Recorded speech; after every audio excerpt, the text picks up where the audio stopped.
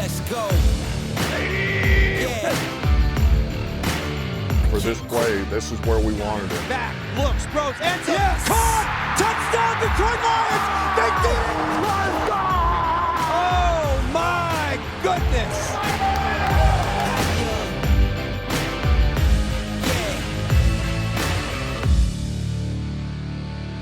The Detroit Lions playoff hopes are still alive, and we're breaking it down for you here on Inside the Pride, presented by Soaring Eagle Casino and Resort and airing on the Lions TV network. I'm your host, Dannie Rogers. The Lions displayed that explosive offense and attacking defense and a win over the Vikings that handed Minnesota just its third loss on the season. Head coach Dan Campbell will join us soon to break down the Lions' Week 15 opponent, the New York Jets. Plus, we'll hear from safety S.C.J. more in our player interview. Let's head back out to Ford Field to relive the sights and sounds from a big Week 14 win. Big game against the Minnesota Vikings. Vikings come in with a record of 10-2. They can clinch the NFC North with a victory. Lions, well, they've won 4 out of the last 5. You got 2 teams looking for a win. There's no place else you'd rather be. Second down and 4, the toss to Cook. The fullback S.C.J. Ham was leading the way, and it's Hutchinson who comes up to make the tackle for a loss. 4th and 1. There's the snap. Cousins gives to Cook. Hit. I don't know if he got it. He's right up against that line. I'm going to say no. That offense is coming out on the field. Second down and 5. Lions from the Viking 41. Goff play action fake. Time in the pocket. Looks. Throws deep downfield. Got a man wide open. Inside the 5. Caught. End zone. Touchdown Lions. Jamison Williams. Welcome to Detroit, young man. First down from the Minnesota 48. Goff to throw. Back. Looking. Lofting. Deep left side. Got a man out there. Caught at the 10. Into the end zone. Touchdown Detroit Lions. D.J. Chark. Oh, baby, how's that for a bolt of lightning? Cousins takes. Tosses it to Cook. Hesitates. Bounces right. Taken down. Falls out. Free on the ground. Lions pick it up. They've got it back across the 20-yard line. Final play of the half from the Lion 46. Cousins has got it. Blitz comes. Cousins steps up. Gonna get hit. Gonna go down. Sack back inside the 45-yard line. And the Lions are going to get to halftime with a 7-point lead. It is Detroit 14 and Minnesota 7. So here we go. Start of the third quarter. Some good things. You've got the lead, but certainly you could see some things that they could tidy up here in the second half, and this Minnesota team isn't going away. Fox set to punt. Oh, they're going to fake it. They snap it short. That is C.J. Moore, right side. He could go 40-yard line, 35-yard line, and knocked out of bounds deep in Viking territory by Jalen Reagor. Oh, my goodness. Look at the Lions pulling that out again. C.J. Moore. First and goal, Detroit. Goff will take the direct snap. Single back is Swift. Goff turns, fakes the pitch, throws, end zone, caught. Touchdown, Detroit Lions! Josh Reynolds. Oh, baby, they faked the pitch. Goff came up firing, and Reynolds was right there. That is beautiful. Now, Cousins takes the snap, fakes the give to Cook, setting up. Gonna get hit, gonna go down. Sack back inside the 15-yard line. Jerry Jacobs got him. Oh, baby, the corner blitz. Goff looks out over that Minnesota defense. Now he ducks in, hands it to Jackson, bounces left, outside of the 10. Jackson 5, angling for the end zone. Did he get in? Yes, sir! Touchdown, Detroit Lions! Oh, baby, Justin Jackson, what a run! Cousins takes the shotgun snap, back, looking, pressure, hit, Aiden Hutchinson, got him! What will Ben Johnson dial up to try to keep this drive going and kill this clock, win this game, and get out of here? In motion is Sewell. Goff to throw. Wants to throw it to Sewell. He caught it. Boy, Sewell on a first down. Oh, yes. The big man dives down to the 31-yard line.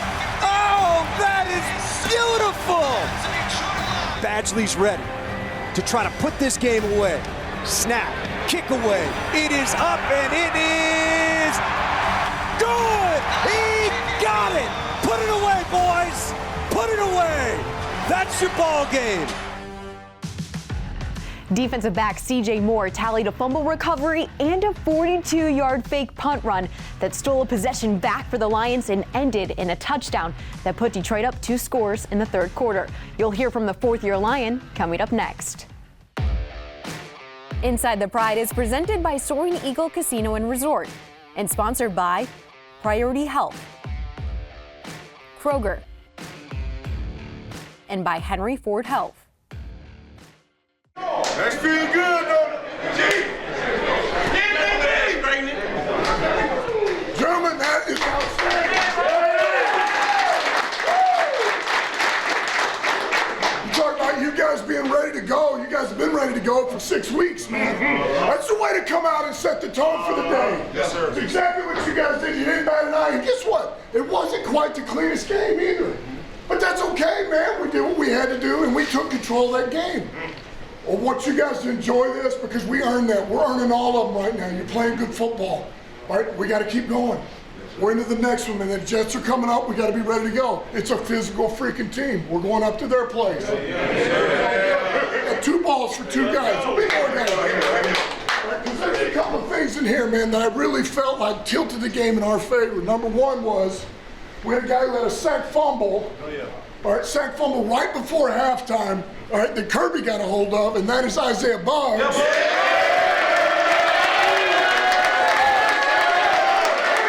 right, and the second is we come out in the third quarter, man, and we need a critical play on punt team to shift them on man back. Our punt team, it was spotless. S.C.J.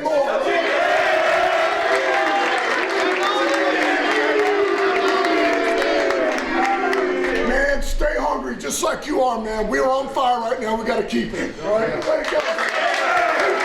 Let's go. Go ahead, Jared.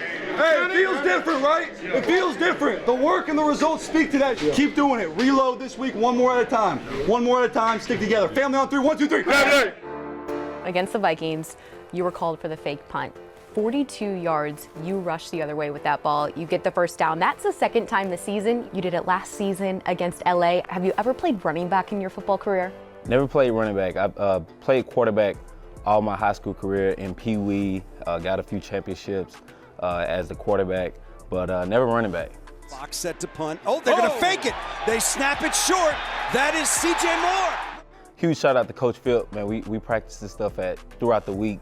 A lot of the time, and we talk about just staying poised and being comfortable and try not to tip what we're about to do. And a huge shout out to the guys for executing and blocking just so I can get around the edge or cut it up and get vertical. So it's just a team unit thing. Since Dan Campbell has taken over as head coach, Lions have converted on 6 of 7 fake punts. That means you're responsible for 50% of those. What level of trust do you have with this coaching staff and the teammates around you just mentioned? Man, a huge amount. First of all, thank Coach Dan and Coach Phil for trusting me to execute the play and get the job done. But when we get in that huddle, I ask the guys, hey, we ready? We got the green light. Everybody excited. Everybody, hell yeah, we're ready to go. And so I got a ton of confidence in everybody that we're about to get this play. Our punt team, it was spotless. S.C.J. S.C.J., coming into the season, it seemed like it was injury after injury. What was your outlook on football at the time? It was pretty tough. It was unfortunate that coming into camp with an injury after just signing another deal, things looked like they were going up, and then after the injury, it was just pretty discouraging. And I got back in the flow of things, and then another injury happened against the Colts. It was just kind of tough times for a little moment. Then you were released by the Lions after that second injury in training camp. You spent some time with the Houston Texans on their practice squad. Yeah. When Detroit called and there were some rumblings that you'd come back to this team, what was your mindset? I was so excited. I've been watching all the games while I was injured and recovering, and just keeping up with everything. And I had already had my mind set on I want to get back to Detroit because I knew something special was going on here. I've been here for 4 years now, and I've lost, a good bit of games here. But I knew we had a good chance to win, and I was like, I also want to be here when we win. So that was my whole goal, is to get back healthy to get back here and play. We talked about the adversity you faced in your football career. Who is someone that has been on this football journey just almost right alongside you? My twin brother, AJ, my fiance, Anna, my family, everybody's right there with me along the way, encouraging me to keep going, even though times are tough. You mentioned your twin, AJ. He's currently with the Tennessee Titans as a safety there. Do you have a favorite twin story you can tell us? Favorite twin story will probably be us playing on Thanksgiving against each other, and the whole time we're just yelling at each other across the field. And then my rookie year, we had a joint practice against them, and my whole coaching staff thought we didn't switch jerseys, and thought I was him and thought he was me or whatever. So probably since we've been in the league, just experiencing this together and being able to compete against each other is something we just always dreamed about. Welcome back to Inside the Pride. I'm now joined by the head coach, Dan Campbell. And Coach, earlier this week, you gave a lot of love to the veterans on the squad, like offensive lineman Taylor Decker, who has been through all of the adversity. How have veterans like him helped establish the core of this team that is on a serious uptick right now? Well, they've just kind of pounded the table with the rest of us. You know, they've believed in what we've talked about, and they believed it was always going to be turned, and we were always going to get it to where we needed to go, which isn't an easy thing to do, but they have. And I think what helps too is, man, they understand the reality of what it's been. And so to kind of be where we're at now, boy, they don't want to let this go, and they're not going to let the young guys take this for granted. Mm-hmm. Your team is now looking towards the Jets this upcoming Sunday. Quarterback Mike White, he's dealing with a rib injury. However, it doesn't matter who's throwing to rookie wide receiver Garrett Wilson. He just set the franchise rookie record for receiving yards this season, over 800 so far. How does your defense stay one step ahead of him to contain him? I actually didn't know that stat. That's pretty remarkable. Yeah. You think about Keyshawn and everybody that was there. This guy, he's gotten better every week, and what you see is the ability's been there, but even here, look at the top of this route.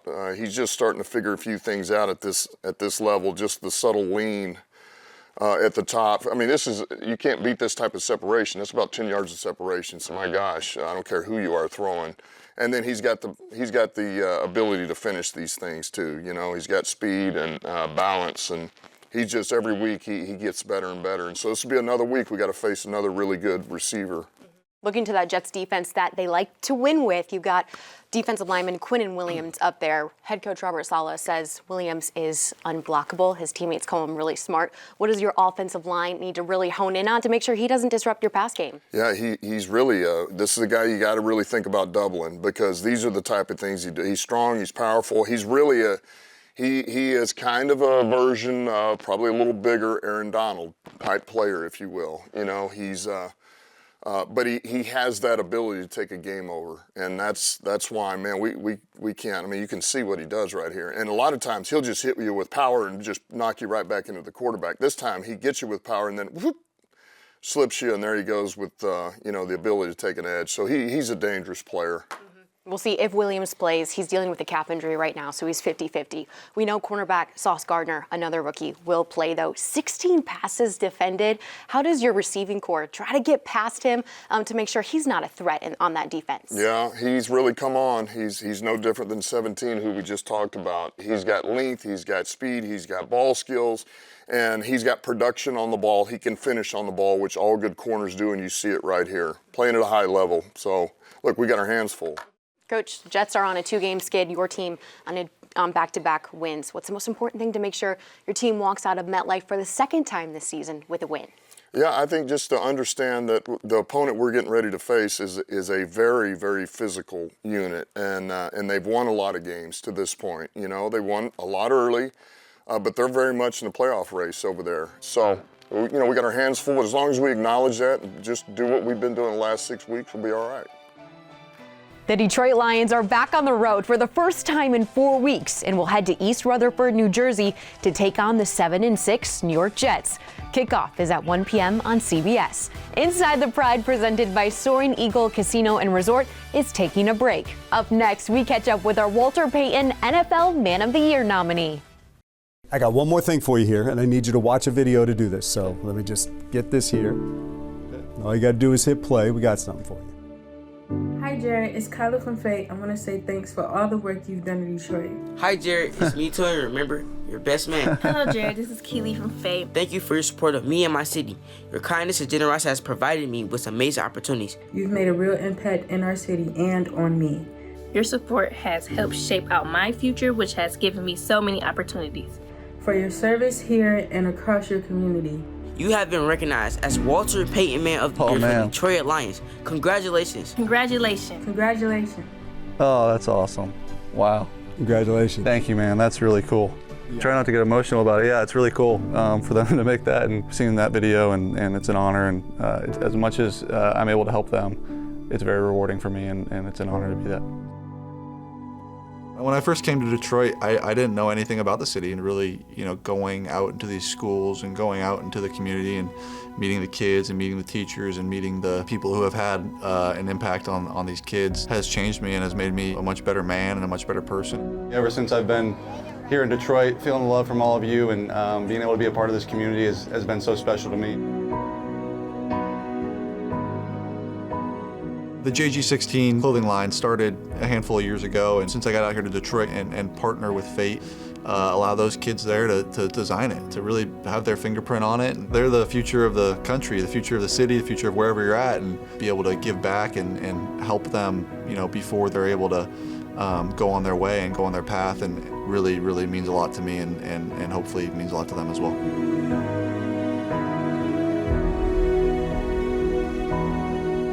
It's one thing to say who you are, and it's another thing to actually do it. And ultimately, being recognized for that's great, and it's an honor. But it's about the people that you're giving back to, and it's about wrapping your arms around a community and wrapping your arms around kids and making sure you're there for them. There we go. Oh yeah. Oh yeah.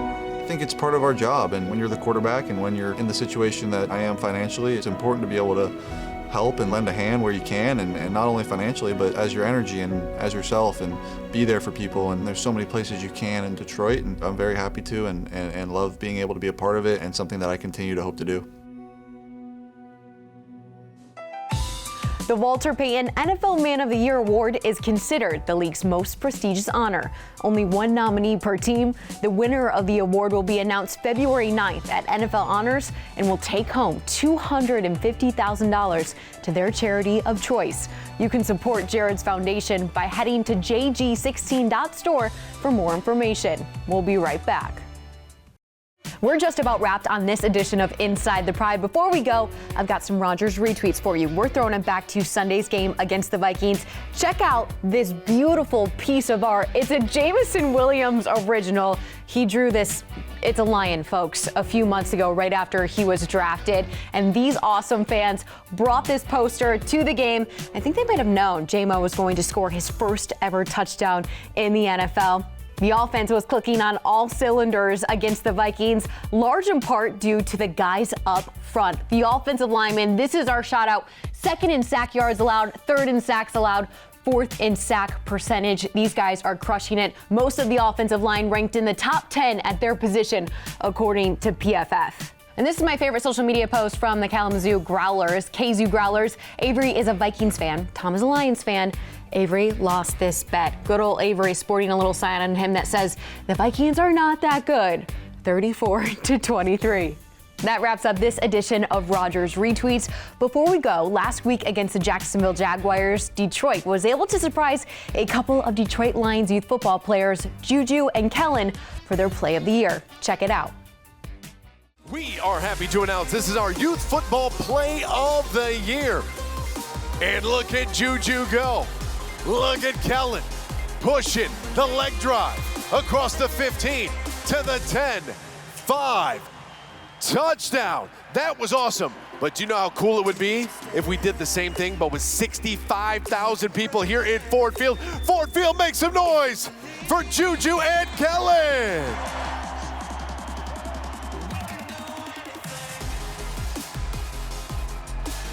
Get a little assist there from Rory as well. Keep that crowd noise going, ladies and gentlemen. They're getting closer to the goal line. And that's not all. We've got one more surprise. Juju and Kellen, you both have just won 2 tickets to this year's Super Bowl in Arizona.